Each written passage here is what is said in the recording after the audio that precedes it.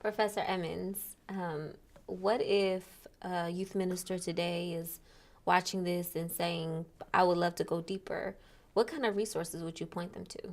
So every book I've written, I've tried to have a very practical component to it. They all include the science, but I also like to include specific exercises, techniques, actionables. So my most recent book is called The Little Book of Gratitude. It's this little, I call it playfully articulate, because it has the ideas, the concept, it has the science. We talk a little bit about the brain and gratitude and the ARC model and some of the findings about why gratitude works and what it does.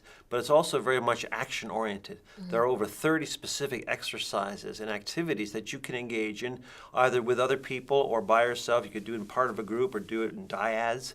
And these are all practices for focusing on deepening some aspects of gratitude. And some of it has to do with just thinking, some have to do with emotion, some are more based on the body, right? There are certain exercises we can do, meditations that involve our bodies. Sometimes we get so buried in thoughts and ideas and words and the language and the discourse, we forget that, there's a physicality to gratitude. So I try to remind people of that too in this particular book. So The Little Book of Gratitude, it's a pocket size, so it's something you can devour and digest in a very short period of time, but you can also go back and find that it'll renew and refresh you and give you an increased inspiration to go forth and practice gratitude, but in a very concrete, specific way through these exercises.